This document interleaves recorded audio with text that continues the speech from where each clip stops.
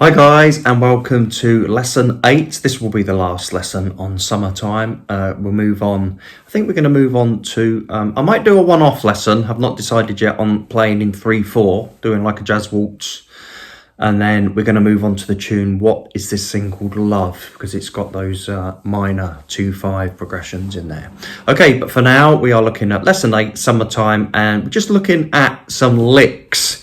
Now, of course, licks are small pieces of vocabulary, and I'm just gonna, and hopefully through this lesson you'll see that when I've sort of just explained some of the licks. Okay, but just to start with, what we're going to do, activity 1, have a listen to the jazz etude that I've created and try and play through it a few times. Okay, so here we go with activity 1 and the jazz etude using the licks that I've created. Here we go.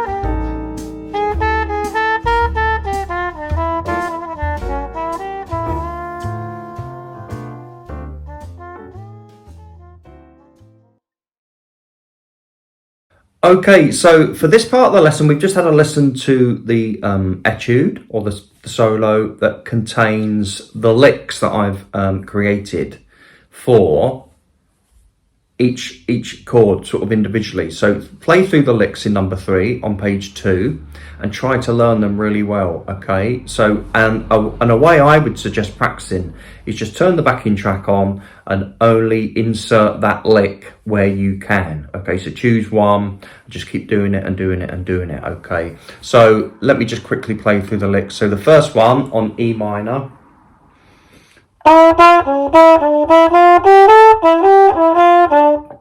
Yeah.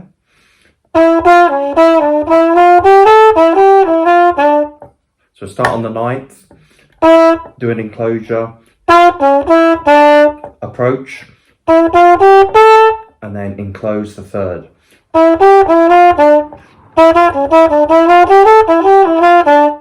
Okay, can you see how that's made up? Bum, bum, bum, bum.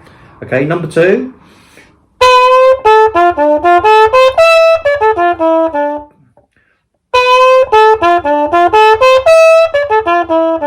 Starting on the 7th, down the chords, all the way back up to the 9th, and then da da da da da da, which is can be called the Crimea River lick. But years ago, I don't know, someone said, oh, it sounds like let's have a banana, let's have a banana, da da da do da do da da da da da da, just because of the river. Let's have a banana. I don't know when you would ever say in your life, let's have a banana, but it fits anyway, if you know what I mean.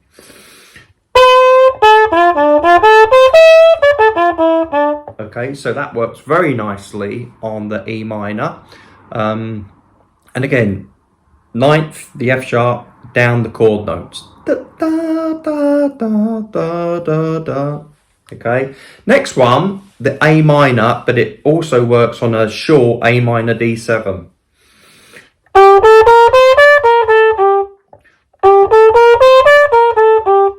Yeah, and you can practice scales like that.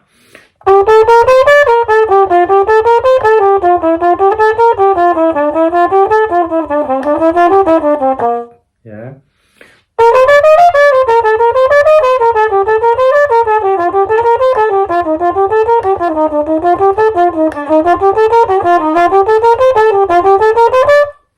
Excuse me, up or down. And then, as you can see there, the next example over a C7.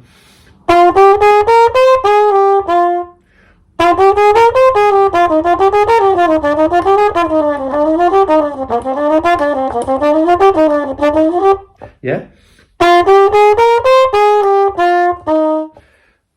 Depending on what the next chord note is. Okay, the next one is a 2/5 on a minor. So it's F sharp minor 7 flat 5, B7 flat 9. Okay, I'm going to go more into the theory of the minor 2-5, a little bit more into the theory when we start on the what is this thing called love. Okay, but just for now, here's the lick.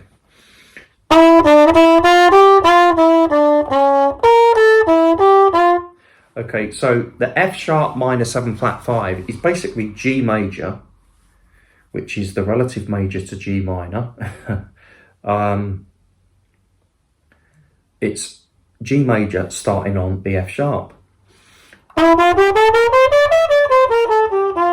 That's what the scale would be, okay, because you just start on the 7th degree. Sorry.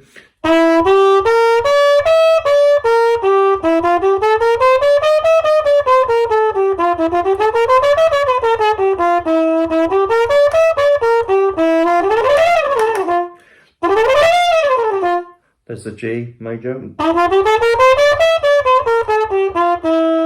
Okay, and then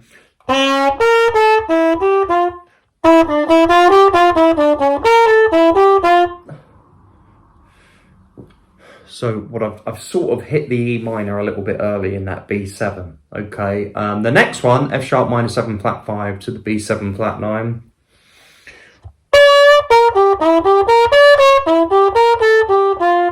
Down the chords and back up. What we did in last week's lesson. Da da da da.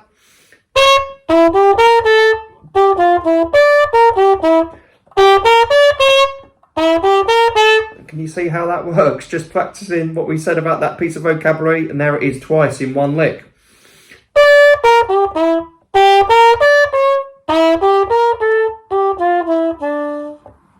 Okay. The next two licks are basically the last line where it goes to the major. So yeah, the first one I've just targeted thirds. So I've just showed you how you can practice it only playing the thirds. So the third of G, the third of E minor 7, the third of F sharp minor 7, flat 5, etc.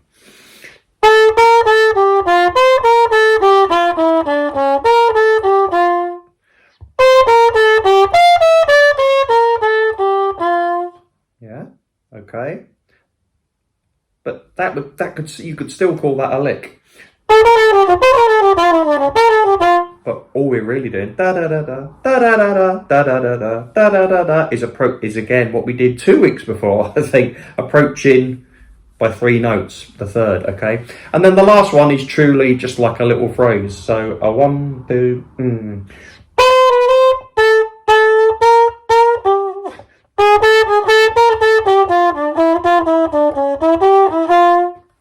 So that's something you might want to practice.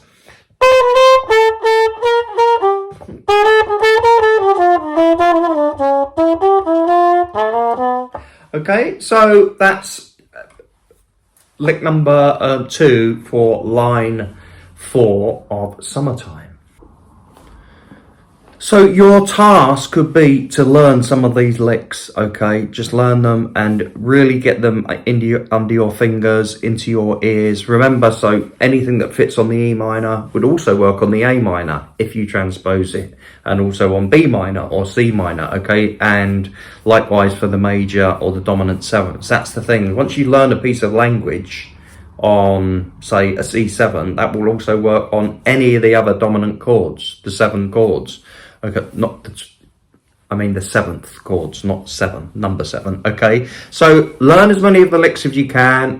If you have a book, use those licks, okay? I was teaching a pupil the other day, I think he's got the book, 1001 Jazz Licks, okay? So there might be some licks in there, and that will give it a context, okay? I think we had a bit of a discussion. He was just like, it's almost useless, really, as a book on its own, unless you know what to do with it. Well, this is me now telling you what to do with a lick. So if you learn a phrase, find where you can insert that phrase, okay? This is a good way, not the only way, it is a way to develop.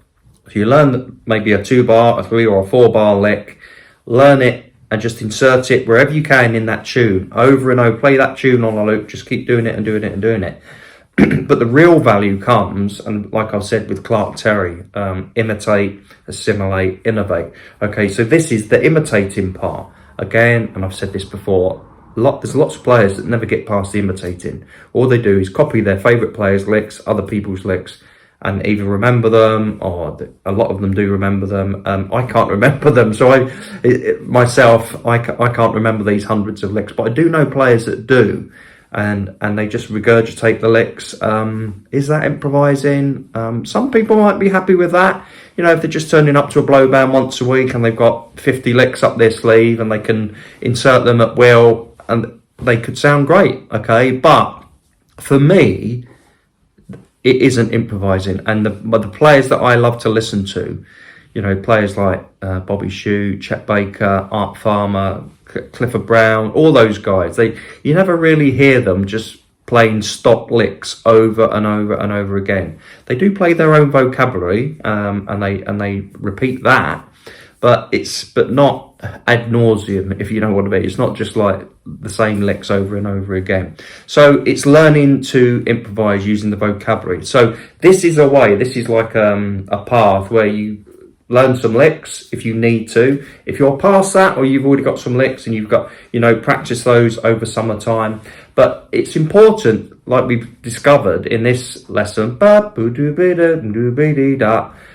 you know, when we took part of the scale patterns, hang on, that's part of this lick. So by learning these patterns, and you know, it's a big jigsaw puzzle that the more you practice and then you start looking and, that's good, yeah, okay, that works like that works like that. And eventually everything starts to take shape. As I said last week, there are no hacks, only great practice. Great targeted quality practice is your hack. Okay, that way you will get there much quicker.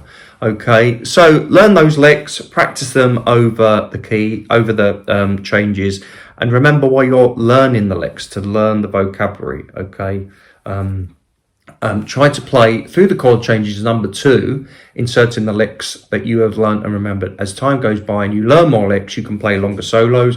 Remember that learning licks in this way should always be a means to an end, and by no means the end, as I've just said. Okay, and as I said in that how to make great progress, the most important factor is why our lick works, and taking that little piece of vocabulary and incorporating that into our own playing. By analysing licks and seeing how they are made up, we develop our own jazz vocabulary. Okay, and as I put there are no shortcuts. The more you put in, the more you can take out. Okay, I hope you've enjoyed that lesson on licks. Just remember, it's even though I'm doing these lessons weekly, it really to you really get this type of playing and learning into yourselves, into ourselves, and internalize it takes a lot longer than a week. But you notice all the lessons sort of have a theme, quite holistic, and you know, by practicing this over and over and over again, it's helping you get better at lots of things, which are going to take your jazz playing forward. So never think, I'm only doing this, I'm only doing that, because by doing one thing, you're always improving your technique. You can always be thinking about your sound, you can always be thinking about your articulation, and you're always developing that ear-finger coordination, which is the most important thing, being able to play what you hear. Okay, and then by practicing the licks and the vocabulary and the scale patterns, whatever that's going to be. Okay, and the more you do that, it just gets it's getting that ear to finger coordination as good as we can. Okay, so that's it for summertime. Hope you enjoyed the scheme, and we'll be moving on to something new in the next lesson. Okay, bye for now.